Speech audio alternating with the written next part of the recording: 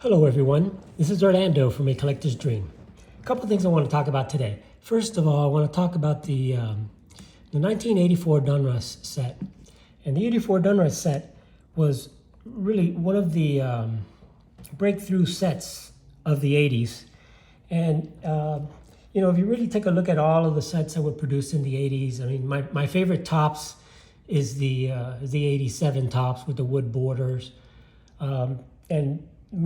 The Donruss produced probably one of the best sets in '86, the one with the Canseco rookie with the green border, those were nice. But if you go back a little bit further, the big card, other than the Canseco back in the day, was this Don Mattingly. It was the 1984 Donruss set. In the Donruss set, there were 660 cards in that set.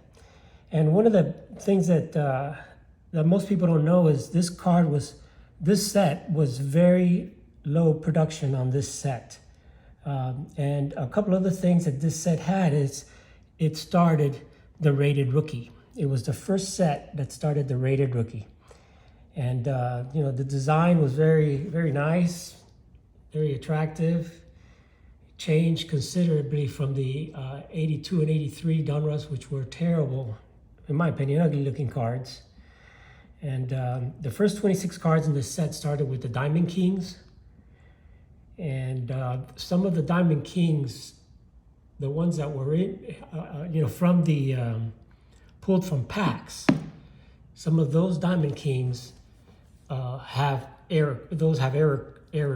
And it says basically Perez Steel is misspelled in the back, and it said the E is missing from the steel, LE at the end, and that didn't happen in the other sets, in the factory sets. They did produce some factory sets.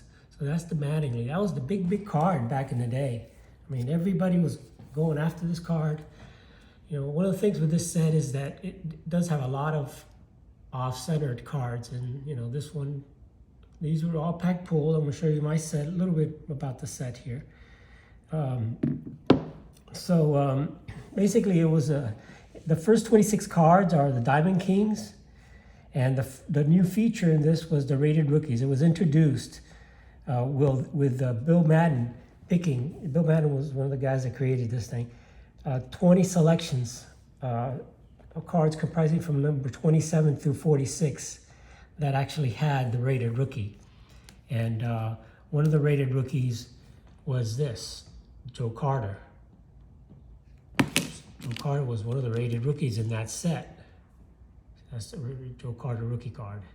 And these, they're beautiful cards. The pictures were great, a lot better than the ones from before. You could see it. There were some actual kind of action shots. The backs are all the same. And so cards 27 through 46 were the rated rookies. That's how they set those up. And at the end, there were two cards that were Living Legends cards, and I'll show you those. And those didn't have numbered. They were bonus in the wax packs only.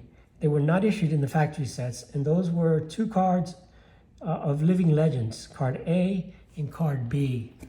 And let me pull those out here. I'll show you here.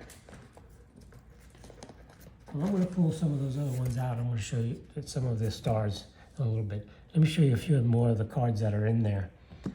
So you also have some variation cards, things like that, minor variations. But you also have the Tony Gwynn card in there, which is a great card of Tony Gwynn. This is second year Tony Gwynn card.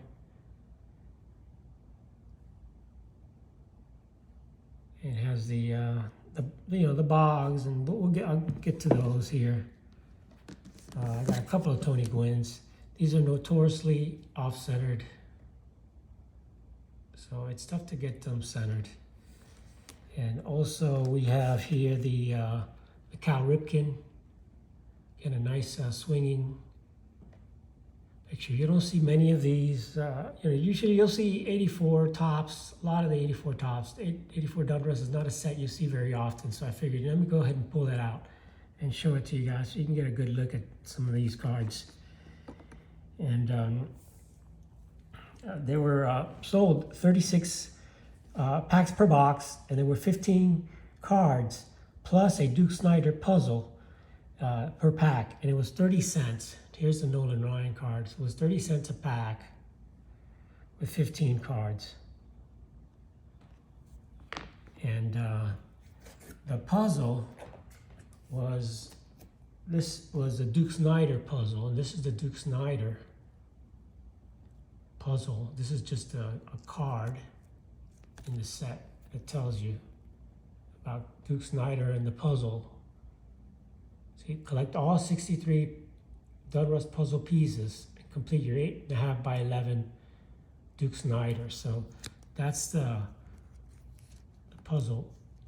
And these are the puzzle pieces that I wrapped up here. I'm not going to take them out here, but these are the puzzle pieces. And this will create an 8.5 by 11 of Duke Snider. And one of the things I want to show you guys is, we're going to talk after this. Show you some of these cards. I want to talk a little bit about the trimming issue. I'm going to talk about this. So, but watch this. See, these cards are all even, and look at the cut on these. See, I evened it out on the bottom as best I could, and the cut is all the cards, and this is the puzzle pieces. So let's say, okay, no, Orlando, it's the puzzles only. Okay, let's take a look here. Lay these out here. I want to just grab a handful of the cards without sleeves because I have sleeved up what I want to show you today. I'm going to go ahead and move this up here. Still keep a good eye on Tony and, of course, Don Mattingly. So what I'm going to show today is I'm going to show you just some of the stars. But here's the box. Here's the box with all the cards in there. The whole set. I pulled out the major stars, but what I want to show you is, going back to the trimming, that these were pulled out of the packs. I'm going to line them up so you can see the difference in sizes of cards that just came out of a pack. These are cards from the 80s. So you can imagine cards from different years. I don't know if you can get a good look at that. Some are bigger, some are smaller. I'm trying to make it as, I'm going to line this up on the bottom here, so you can see. And the only reason I'm showing you this is to show you that when cards were printed, some are big, that's about as even as you're going to get here, right? Here's a pack of cards. Here's the stack. Look at that. You see, some cards are bigger, some are smaller, and that's just how they come from the factory. And these are just cards from the 80s. You see, there's some bigger cards, and that's just one little pile of cards that I took from the set. See, this is all as even as I could get it here, and even on the sides, you can see. So anyway, I just wanted to give you an idea that you really cannot tell that there's any type of differences, especially when you put them in here. Now I'll put them in the sleeves, and you really can't tell. Even if you line them up, you just can't tell. But when you put them all, take them out of sleeves, put them all together, you'll see. And imagine, this is from the 80s. If you go back to the 70s and 60s and 50s, and you get a lot of raw cards, you're going to find some that are a little bit bigger and some that are a little bit smaller. That's just common. That's why you get those minimum size cards, because those cards just were printed that way. So let's take a look at the 84 Donruss set. So it starts off with the Diamond Kings, and these are one of the first years of the Diamond Kings. There's the Robin Yount, Bruce Sutter, there's the Wade Boggs. And I think this was Wade Boggs' first Diamond King. John would know, but this is 84, so it's the second year. Mike Schmidt, looking a little bit angry there.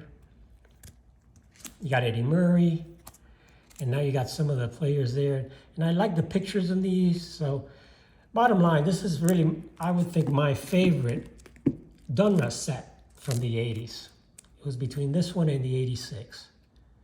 But I just love the pictures. They've got, nice pictures of the players and some nice action shots. There's Ricky Henderson. There's George Brett. The design is nice. Valenzuela, it has the Dodgers, and, it's just a nice design. I like it. Jim Rice, that's in action. Dave Winfield. There's the Robin Yount. Eddie Murray. Looks like the ball's going right to him there. Here's one of the rated rookies, and that's Tony Fernandez. So again, this was the first year that they introduced rated rookies. The rookie year of rated rookies. There's the Strawberry. That was a big card back in the day also. Basically also his rookie, but he wasn't a rated rookie.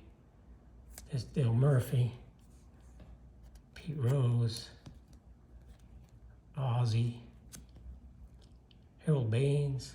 There's Reggie Jackson, the Angels, smiling. Andre Dawson. There's Tom Seaver.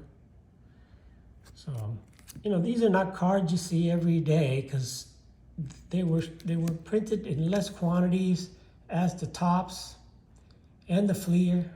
This Donruss year was probably one of the least printed. There's the Paul Molitor, Joe Morgan. There's a nice Rod Carew, nice and smiling. There's a good card too, Ryan Sandberg. Early card of Ryan Sandberg there. There's Carlton Fisk. Alan Trammell. Nice card of Lee Smith. Stug Lupinella there, not a Hall of Famer, but it's a nice one. And there's Lou Whitaker. Phil Niekro, boy, look at that face. He was old. He was really pushing it there. Fergie Jenkins. Mike Schmidt. I gotta show that again because Adam may want that card. Adam from Vintage Sanctuary. It's a nice Mike Schmidt. And of course the Wade Boggs. That's one of the nicer Wade Boggs early year cards in my opinion.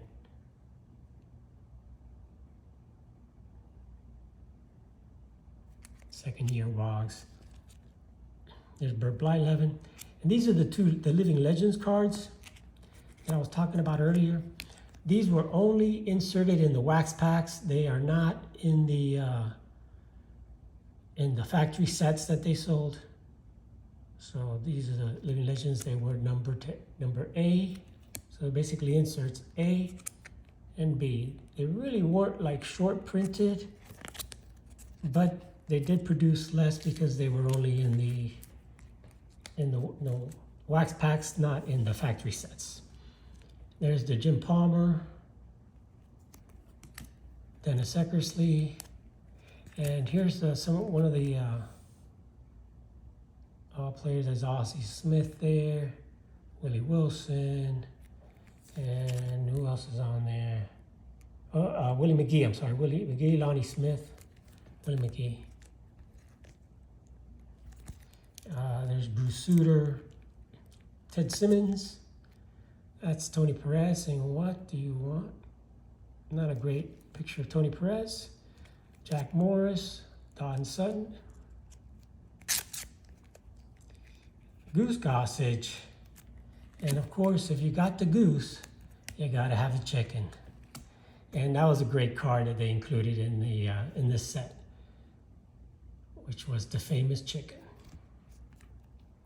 Card number 651. So that's the 84 Donruss set.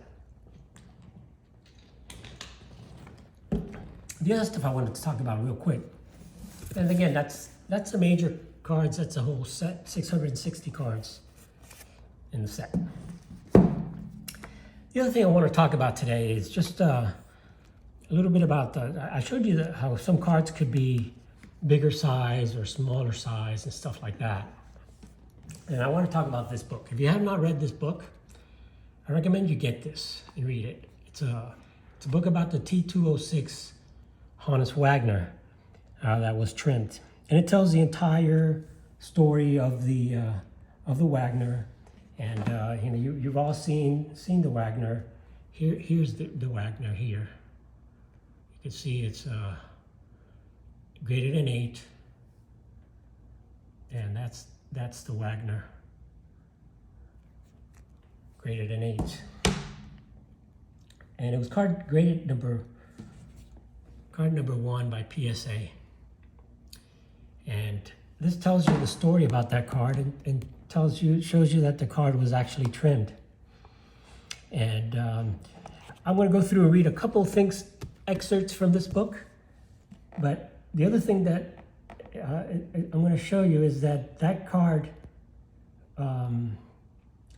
literally was just trimmed from an actual what do you call it, a sheet.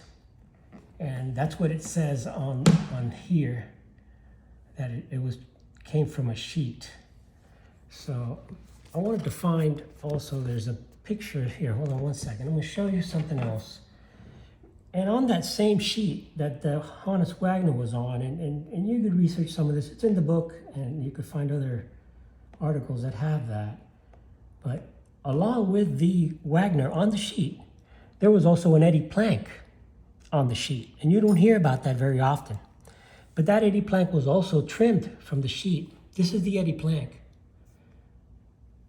It's graded authentic. That Eddie Plank was also on that sheet.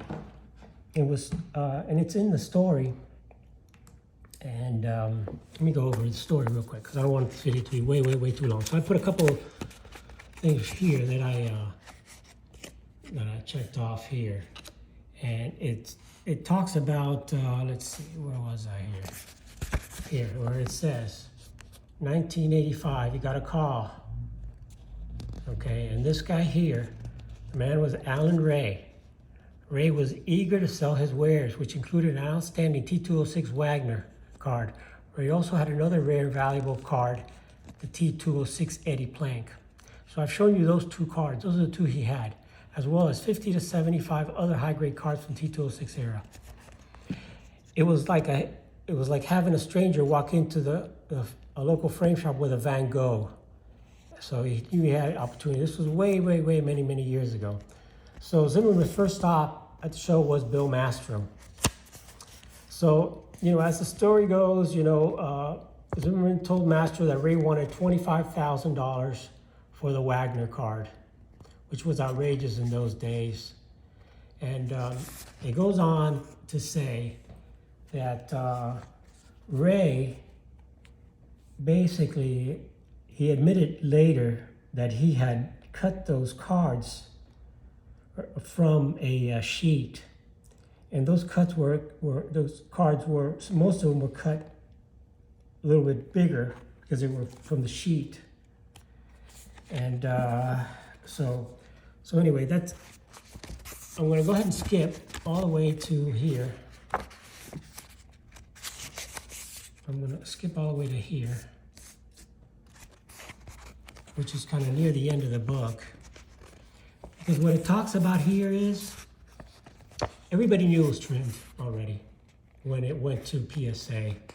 Let me see if I can find the exact section here. And this is Hughes, Bill Hughes. He was a car dealer, and you know, it says here, Hughes freely acknowledged that he believed that the card had been cut from a sheet and trimmed. And he said that was okay with him, even though it violates hobby standards and PSA's own rules, as do many of the people who have invested in or or profited from the card. Now, check this out. So you know, a lot of people say, oh, the hobby is being ruined now by the trim cards. This is going way back. He says during a 2005 interview, this is what he said, and this is all to keep the hobby going. I was aware it was part of a strip. It was actually part of a sheet. But he said during a 2005 interview, we were aware of that when the card came to PSA, and I graded the card. So this is the guy that graded the card. He was aware that it was already cut. This particular card was obviously cut, but if it had been a disgusting card that was cut, of course, we would have graded it trimmed. This card was fresh in every way, brand new, looking in every way. Because of the freshness, the great color, the white borders, you know, basically the card looked new. Now remember, this is the PSA people. They're grading their first big card, card number 1, serial number 1. They knew it was trimmed. They still graded it. It said it looked like a card that come out of the factory that had never been packaged. No tobacco stains. All these cards were in tobacco packs. Nothing wrong with it whatsoever. By virtue of that, the card really warranted being graded as the best example. So they made a decision to just go ahead and do that. It says, and this is why he justified it. Hughes justified ignoring the fact that the card had been altered by saying that it had generated a lot of positive publicity for the hobby. The card was so outstanding, it would have been sacrilegious to call that card trim and completely devalue it, he explained. Just look at what it has done for the hobby. So they allowed it. They did it. PSA created it and allowed it. Hughes admitted that the fact that most T206 Wagners are in poor shape made PSA deception easier. There really wasn't anything to compare the Gretzky card with. It would have been a different story if there had been a number of high-grade Wagners in existence at the time. So, you know, super white card, no tobacco stains on it at all. You know, and it came from a sheet, an uncut sheet. It was known. The whole book tells you the whole story. So read on to it. I'm just kind of reading the thing.